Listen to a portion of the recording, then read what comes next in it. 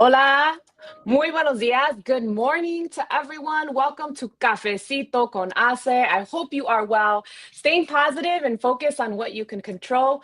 Drop in where you are tuning in from. Use this opportunity to network, use the comment section to connect. Let us know what you're sipping on this morning. My name is Patricia Mota, and I serve as President and CEO of ACE. Our mission is to positively impact workplaces by cultivating the community of talent, providing the insight, access, and support to be successful in their careers. A few key things before we jump in with our special guest today. ACE alumni from our Mujeres de ACE, Elevando, formerly Leadership Academy, University, all of our programs. If you're looking to get involved, we're looking for you to get involved. And also there's opportunities. So please check out whether it's your email, our social media channels. We're asking for you to put your name in the hat. Put your name in the hat for a leadership opportunity to engage with other alumni locally, regionally, and nationally. And so check it out and make sure we look forward to receiving your interest form on that. And then also we are celebrating Women's History Month. So check out our social media channels and our spotlights, especially on our Mujeres de ACE alumni across the country. And then last thing, our National Leadership Summits and Awards, Sembrando el Futuro celebration is coming up April 30th and May 1st in Chicago. There's hybrid opportunities for workshops. And so please be sure to check that out and join us, engage. We want to hear from you. And because there's so much we have to talk about, there's so much we need to engage en comunidad. And so please join me in welcoming our guest, Julio Perez, who is AVP of Global Technology Support at Hyatt Hotels Corporation. Good morning, Julio. How are you today? Good morning, Patricia. Thanks for having me.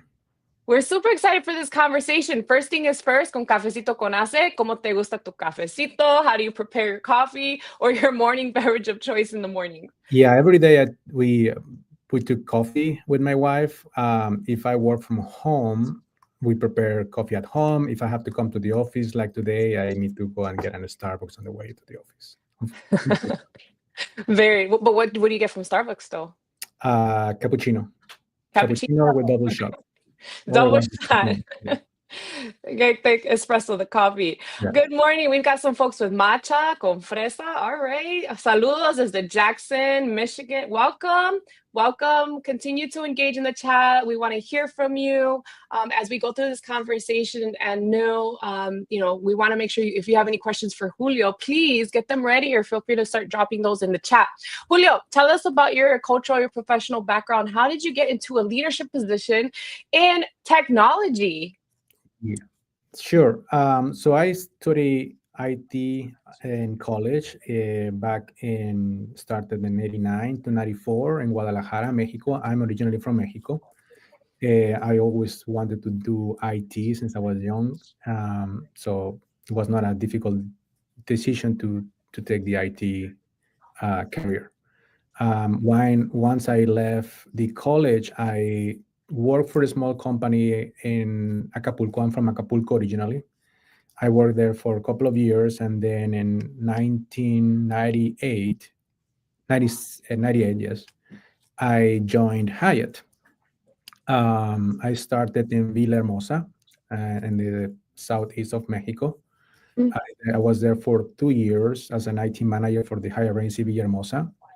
In the year 2000, I was transferred to Mexico City to an office that Hyatt had there. And I was there for 3 years until 2003. And in 2003, I had my first international assignment. I was transferred to Dubai as an IT manager for Hyatt Regency Dubai. I was there for 2 years, and then I was transferred to Singapore. I was in Singapore for another 2 years, and Singapore was my first regional role. I was responsible for the Southeast Asia region, which was covering Singapore, Malaysia, Thailand, Vietnam, and Indonesia. I was responsible for the properties on those countries. Then in 2008, I was transferred back to Dubai to take the leadership for the at that time was the Southwest region in Asia. That was basically covering the Middle East and India. Wow. And then in 2000 and what we are 2018, sorry, in 2008, sorry, 2008, yes, I came back to Dubai until 2018 when I was transferred to Chicago for another role here in the corporate office. So that's my whole role within Hyatt. Yeah, Wow, lots of movement there. Lots yeah, of movement. it's been And a journey. Yeah. so what, I think that's sometimes a challenge, right, with folks when you have to make a decision to be able to pick up and move for a career opportunity. What kind of drove you and helped you to make the decision to say, yeah, especially in countries that perhaps there's a cultural difference, right? You talk about going from Dubai, Singapore, back to Dubai, originally from Guadalajara, and then Yeah. now, Mexico City. There's a lot. And I think that brings so much value to you as a leader for any person. I always tell students, if you could study abroad, if you could travel abroad, right, it brings so much to you as a person. But how did you navigate that? Yeah, so yeah, moving to different countries, and every country you learn something different, different cultures, different ways to work. So let me start with the decision of moving. I knew for me to keep growing with the company, I have to Mm, make that kind of decisions, right? Um, it's strange enough, when I was in Mexico, my goal was always working in Chicago, and because that was the corporate office for Hyatt, so I was always. mm, But then when they give me the opportunity to work in Dubai, and it was 2003, which Dubai was not that known like it is now. it's a Um, uh, different time. yeah, there was a conflict in the Middle East just recently finished at that time. So it was not an easy decision, but me and my Of course. wife, and that time we had my son, 2 years old. We made the Wow. decision. I think was the right move professionally. So I had the support from my wife, and we decided to move. Yeah, was a decision we made together, and we thought it was the right. So when I came to Uh-huh. Dubai, it was Uh-huh. it's Dubai, again, as I said, was not that much known at that time, but the company really was very very good with us, and they helped us to establish and to settle down in that environment, which was completely unknown for us. Yeah, wonderful. Yeah, you had that support system, it seems, and it looks like you had your North Star. It's like, hey, I want to be at corporate and Yeah, headquarters. And sometimes, like with our journeys, right, it's not necessarily a straight path, but it may take you yeah, somewhere else to get you to that North Star. And we have to be open-minded, right, and flexible to say, you know what, correct. this may not be what I originally intended, but it's going to help me get there, right? And being open to that and having the support. So I love that you shared that. And before I jump into my next question, I know we got folks and some questions coming in, so we'll make sure we'll get to those questions on the chat. We got folks from Charlotte, from Sacramento. So welcome everyone. Continue to engage in the chat and drop in your questions. And so, Julio, as a leader in IT, you talked about these cultural varied experiences and global Mhm. experiences. How has it influenced your leadership style and your approach to problem solving? Yeah. So first of all, I'm from Mexico, and I'm coming from a large family. We are 9 siblings. So getting this sense of I was community, gonna say, no me digas. Large, we say Mexicanos and large yeah, families. and I'm the youngest. Oh. So it's always been like being a large family, large gatherings, and that makes me, my one of my first leadership style was always to get, like, create a sense of community with my team. Mm, So mm, that helped me. Has been always helped me in the process. But then when I start experiencing other cultures, other places, I learn a little bit from each location. Like when I moved to Singapore. Now Singapore is a very efficient place. everything works well, and they are very structured, very well organized. So I learned a lot on that look in that place about the benefit of being very structured and very well organized.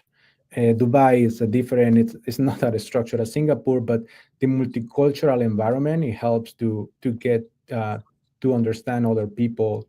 A lot of emotional intelligence you need to apply there, because different culture, you have to learn how you need to treat different people depending on the culture. Then back in the US, I mean, when I came here in 2018, came to a massive organizational structure with the corporate office. We are, in a building with 6 floors full of people, just everyone working for the same the same goal. Mm. So every location has taught me something about how to include this in my leadership styles. So right now, Yeah. um, I get a little bit of everything. I try to be very efficient. I try to be very open to multicultural environment. Even in the US, we have people from multiple places, or the original from multiple different locations. So that also helping me in the process here in the US. That's wonderful. It's like learning how to meet individuals or groups that you're serving where they are, right? Yeah. And being flexible with that, and never compromising who you are. Because you talked a lot about community, familia, right? And Mhm. how that's really lent and added value to you as a leader to be able to build that and cultivate that. And I think that that's so important for Yeah. us to, and it helps you become more of an inclusive leader when you've had this varied experiences, which is so valuable. And And before, uh-huh. let me give you an example of Mhm. how the Latinos are very normally very prompt on this way of creating a community. In my previous role here in the US, I was responsible for the Americas, and we have two main groups: the US properties and the Latin American properties. So the group for the Latin American IT managers, they since day one, they were always very close, and they create their own chat groups and try to help each other.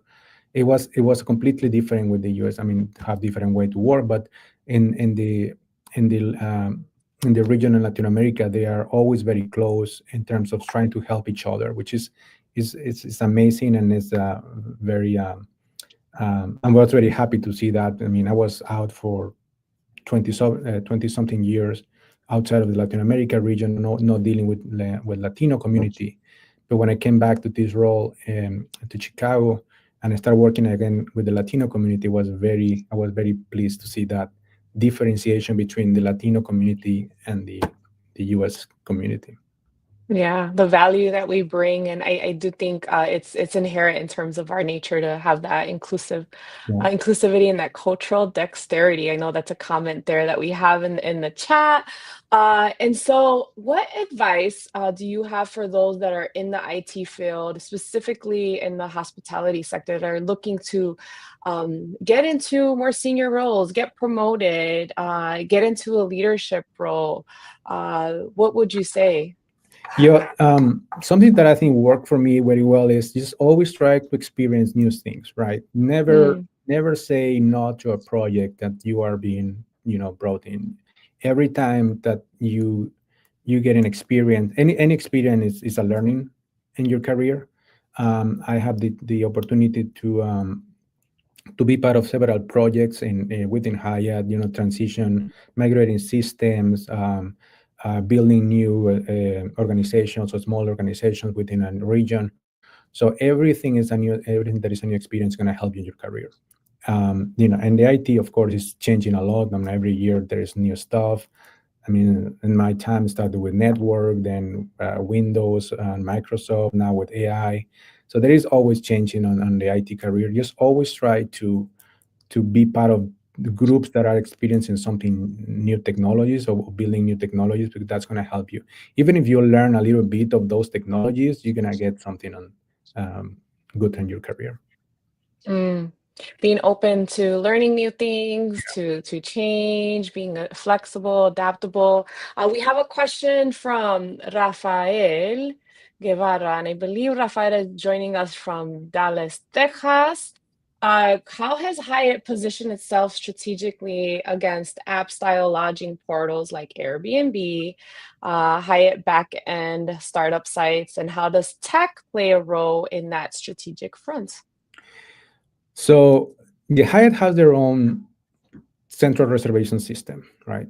We we work with these reservation systems and integrate the other we call it OTAs, online travel agencies like Expedia, Booking.com, etc. So we are definitely open to integrate with other platforms. In regards of Airbnb, which you could say is a competitor for us in a way, but in reality, our the customers that we get in hotel are very different than the customers that go to Airbnb. We really never saw a great impact in our occupancy when our business when at the peak of the Airbnb. After COVID, Airbnb has been coming down a little bit, but even at the peak time of Airbnb was never really a competitor because of the customers have a different you have a different customer base. Mhm. Wonderful. And then if you have, I think any other questions, feel free to drop them in the chat. I know we've got some folks engaging. Thank you for the question, Rafael. Uh, and then we'll continue to anything that you would add. I know we've got a few minutes left here. And for those of you that are joining us, if you want to continue to add questions, this video will remain here so that you can continue to engage as well. And just a shout out to Hyatt and our partners there. I know we've worked a lot throughout the years, not only with connecting to talent, our leadership programs, and I know you all have a big advocates and inclusion equity efforts with Tyrone Studemeyer as well. So just want to give him a quick shout out since we're here. And let's see here. The question is from Leo Sendeño. Looking ahead with pervasive expansion of AI tools, we haven't even touched on AI, which is a big part of, I'm sure. Where would you say that people need to spend their time upskilling to make sure that the future market demands for tech talent, the future market demands? Yeah, definitely AI. Data analysis, data analytics is key in this moment in the market. In IT, I've seen a lot of roles or positions available out there. Again, you need just to be aware, and you'll always keep an eye on what's happening out there. In the hospitality, I would say we are not up front of the AI technology because we have different priorities. We do have some technologies that are what some people or pods that are working on AI and how we can implement AI. Mostly, again, in the data analytics side, how to improve the revenue, how to improve occupancy, how to improve rates, and make our rates more attractive. That's where we basically Hyatt is been working lately. In my team, what I'm doing right now, and I should have said it in the beginning. Right now I'm responsible for the global service desk, basically all the service desks around the world for Hyatt. We have a group of 110 people in my team, which are responding or assessing tickets coming from the field. We are currently assessing how we can implement AI. We use a tool called ServiceNow as our ticketing system, and we are assessing how we can implement the AI tools. Of course, the AI tools, they are not like changing a switch and everything is going to work. There's a lot of work you need to do in the back end to make sure the system learn from the ticket, learn from the information they are in the back end. So we are currently working on making sure our data is being accurate and is being clean before we start working more in the AI platform or the AI functionalities and ServiceNow. Once we have that done, then we're going to be able to use more, chatbots or virtual assistant that the people will be able to, we will be able to respond to tickets more promptly, not necessarily through an email, but just through a chat. someone asks for a question, and then the system automatically will provide some suggestions on how to resolve that ticket based on previous tickets resolved. Yeah, it's a tool, right? I think that what you said, one of the things that you said that's super critical is making sure that the information is accurate. Because with all of the tools that are out there, we may be asking questions or asking projects of it, but we as humans have to double, triple check the accuracy, right? And the data that's being input in, that's super, super critical. And when we think about the fast advancement of technology, and we are out of time. Julio, last question. What are you most hopeful for this year? Work-wise, trying to make sure my team feels more. I have a global team. I just came into this role last year, June last year, and I have people located in China, Germany, Cancun, and Mexico. And Chicago. So trying to make sure this team more cohesive, let's feel like this is a one team. That's one of my goals for this year in terms of professionally. And personally, my kids are finishing school, and both of them are finishing school this year, college. So we're gonna be empty nesters. Congrats. So yeah, it's gonna be a change for me and my wife. So well, I don't know if I'm looking forward to it, but I'm sure it's bittersweet. Yeah. Well, congratulations to you, Julio. Mil gracias. I know that there's still questions, and so we'll make sure that we share this video with Julio and the link and everybody, so that we can continue to engage and reach out to Julio, reach out to connect. And mil gracias. Thank you for your time, and to all of you joining in, thank you for joining us. Y hasta la próxima. Until next time, everyone. Thank you, Patricia. Take care. Thank you, everyone. Gracias. Bye.